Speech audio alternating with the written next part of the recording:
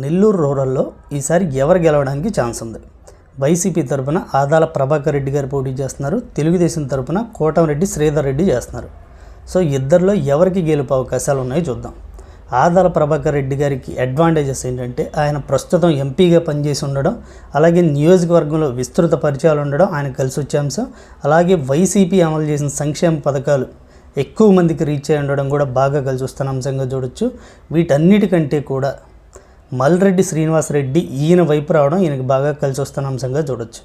మల్రెడ్డి శ్రీనివాసరెడ్డి 2014-19లో కోటమిరెడ్డి శ్రీధర్ రెడ్డి గెలవడానికి ఆయన హ్యాండ్ చాలా ఉంది.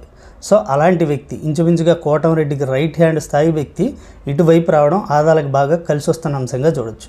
ఇక ఆదాల ప్రభాకర్ రెడ్డికి మైనస్లు ఏంటి అంటే నియోజకవర్గంలో అనుకున్న స్థాయిలో అభివృద్ధి జరగకపోవడం మైనస్గా చూడొచ్చు. రాష్ట్ర వ్యాప్తంగా వైసీపీ మీద ఉన్న వ్యతిరేకత కూడా ఈయనకి మైనస్గా చూడొచ్చు.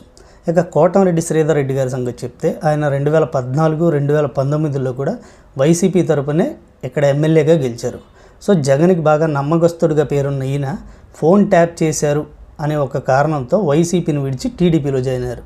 సో ఇప్పుడు టీడీపీ తరపున పోటీ చేస్తున్నారు. అయితే కోటమిరెడ్డి శ్రీధర్ రెడ్డి 10 సంవత్సరాల పాటు వైసీపీలో పనిచేసి ఉండడంతో ఆ నియోజకవర్గంలో ప్రతి వైసీపీ కార్యకర్త అలాగే గ్రామస్థాయి మండల స్థాయి నాయకులతో విస్తృత పరిచయాలు ఉన్నాయి.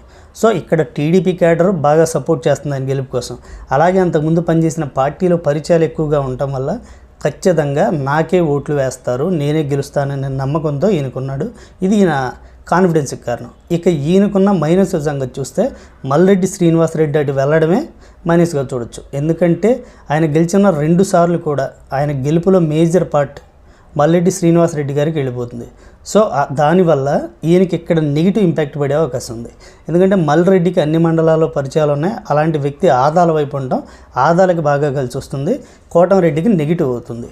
సో ఇక కుల సమీకరణాలు చూస్తే ఇక్కడ మైనారిటీలు అలాగే ఎస్సీ అలాగే రెడ్డి కమ్యూనిటీ చాలా ఎక్కువగా ఉన్నాయి.